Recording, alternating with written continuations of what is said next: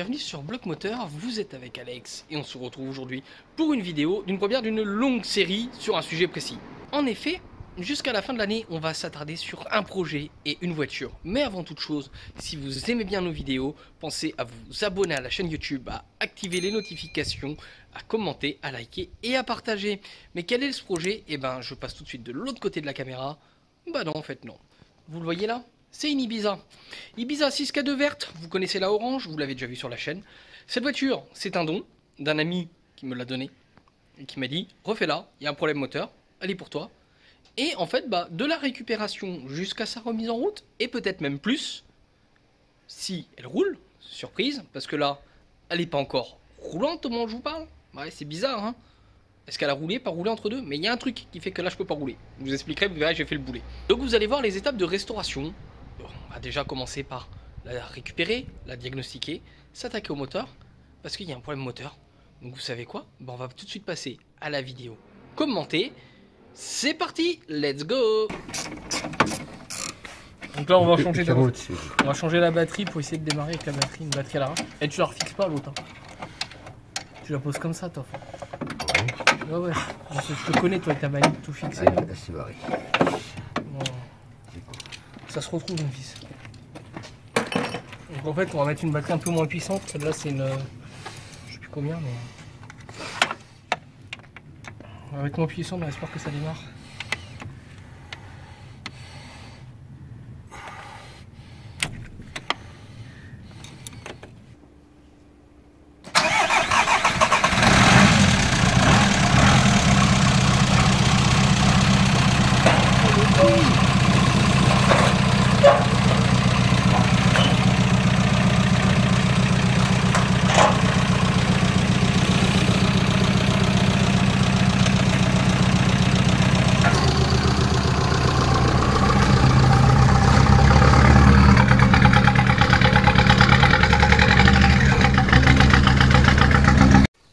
Donc ceci est un moteur 100% d'origine. Évacuation des airs d'origine. Récupération des huiles. Tu renifles là, d'origine. Vanne GR d'origine. Échangeur d'origine. Hein. Ligne d'échappement avec catalyseur spécial crachage d'huile d'origine. Sport. Et donc dans le cadre de la restauration de l'Ibiza que vous découvrez donc sur notre petite chaîne YouTube, Christophe s'actionne pour remonter la voiture. Et regardez, on voit l'échangeur devant, la petite modification qu'il y a eu par mon poteau Fabien, qui avait fait un sacré boulot sur cette caisse. On a hâte de lui redonner vie quand même. Ah putain qu'elle est belle, mais merde, elle est belle. Donc le poteau qui m'a donné la voiture a légèrement abusé sur les pièces en plus. Alors il y a un feu, il y a des anti-brouillards, des rétros, des collecteurs, il y a du faisceau, des anti-brouillards neufs, un décatalyseur. L'intérieur il est franchement propre, c'est une belle surprise. Et là c'est le moteur. Donc le moteur avec ses modifs quoi. Voilà. Un petit peu différent de la 110. Là c'est la 90 celle-là, mais modifiée en veux-tu en voilà. Et ben vous savez ce qui va se passer, c'est qu'on va devoir faire plusieurs étapes. Tof, ça va être quoi la première? On va la lever, on démonte le pot, on sort le turbo, on met le nouveau turbo parce que en plus on nous donne une voiture un turbo à changer. Mais là, le poteau il a fourni le turbo neuf avec. Donc du coup, place aux opérations en time-lapse commenté. On avait dit qu'on ferait un time-lapse, en fait non, on est en dessous, regardez, bon déjà toute l'huile hein, qui confirme le problème de turbo. Mais c'est surtout ce qui est drôle, c'est que c'est de l'inox. Et a priori, il y a un petit défaut d'échappement à regarder. Et ce qui est intéressant, c'est qu'en dessous le moteur, c'est légèrement gras, mais c'est pas dégoulinant. Et là, c'est propre quand même, mine de, il y a pire. Et du coup, bah, il faut démonter la ligne. Ouais. Regardez ce qu'il en est, comment c'est le turbo, c'est l'objectif du jour.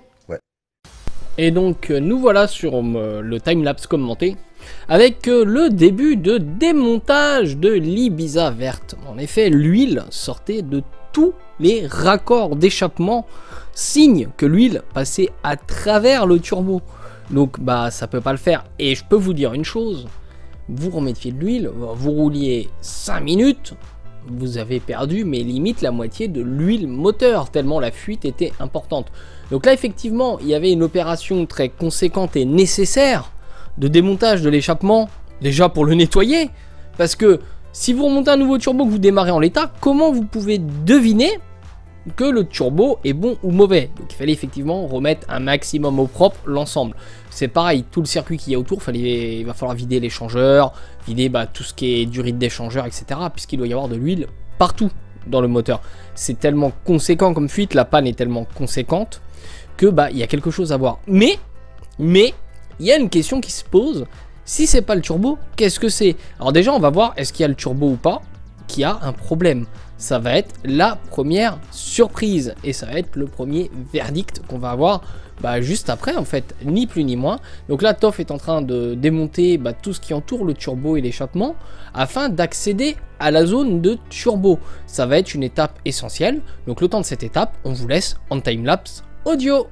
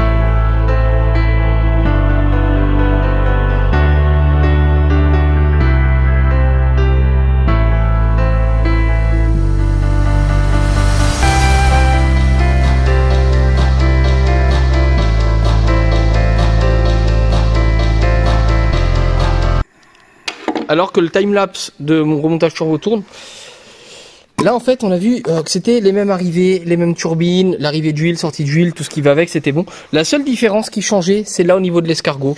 Là, cette durite elle est dans ce sens-là et l'autre elle est dans l'autre sens. Donc il y a une petite adaptation à faire, mais c'est la seule différence de turbo qui a été remarquée.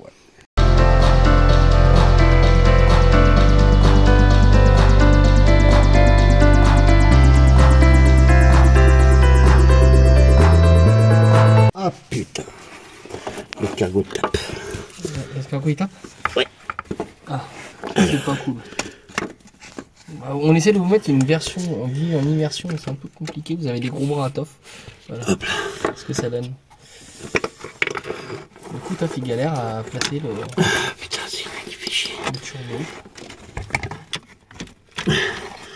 C'est lui qui fait chier. Oui. Alors du coup on va tenter une modif sur le turbo, c'est de renverser l'escargot et après de refabriquer une patte pour la wastegate.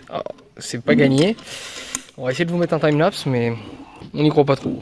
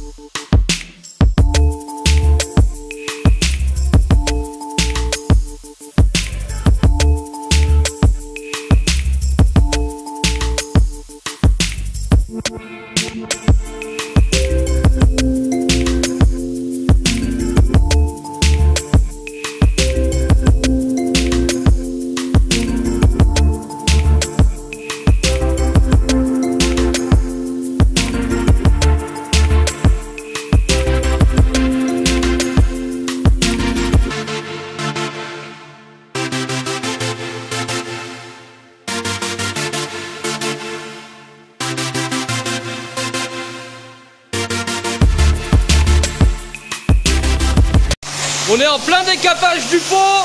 Le pot était pourri d'huile. Toute l'huile que vous voyez au sol, magnifique.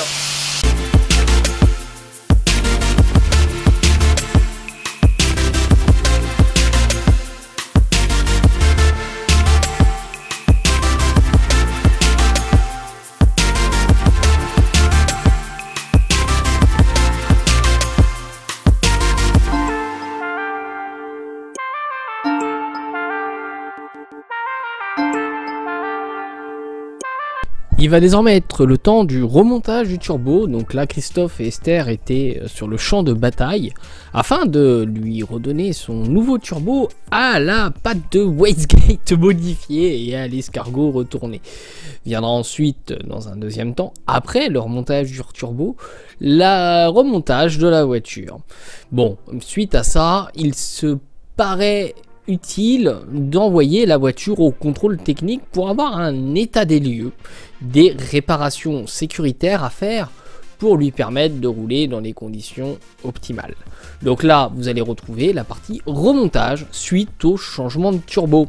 Alors, si tout se passe bien, vous en déduisez donc qu'il n'y aura pas beaucoup d'épisodes. Mais est-ce que ça va être le cas ou pas? Et s'il y en a beaucoup, pourquoi il y en a beaucoup?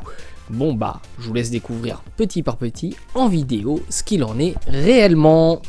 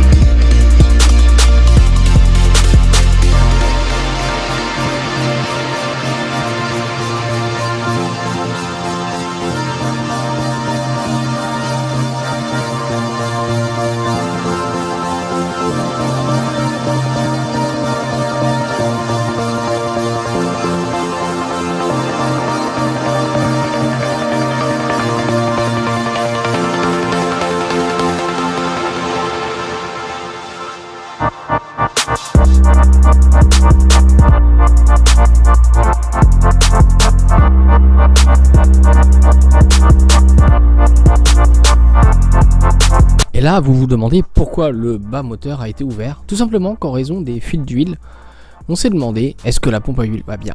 Est-ce qu'il n'y a pas de limaille? Est-ce que tout va bien au niveau du moteur? D'où le fait qu'on a défait donc le carter d'huile et le plastique de protection de bas carter. Le moteur va-t-il bien? Va-t-il pas bien? Bon bah, au démontage, on a constaté que ça allait. Ça a été l'occasion de refaire l'étanchéité, de nettoyer le bac à huile. Et voilà pour ce premier épisode à bord cette fois de la Seat. J'espère que ça vous a plu, cette partie un petit peu adaptation de pièces, de recyclage pour éviter de perdre une pièce neuve. Essayez de réparer à moindre coût cette voiture afin de la rendre roulante. Donc là, les étapes en sont que le turbo a été changé. Maintenant, les éléments sont en train d'être remontés avec un diagnostic quand même avancé du moteur pour s'assurer qu'il n'y ait pas de limaille dans le bas moteur parce qu'on ne sait pas ce qui s'est passé, si le turbo avait réellement cassé ou pas. Les analyses ont révélé qu'il n'y avait pas de limaille, un petit spoil à l'avance. Et si vous voulez plus d'infos, il va falloir patienter une semaine pour se retrouver pour l'épisode 2 de la Seat Ibiza 642. Donc pour ça mérite 2 fois plus de j'aime. Je vous invite donc à liker la vidéo. Nous on se retrouve la semaine prochaine, vendredi 17 h pour une nouvelle vidéo sur Bloc Moteur. Portez-vous bien. Et puis d'ici là, vous savez quoi? On reste à Bloc Moteur!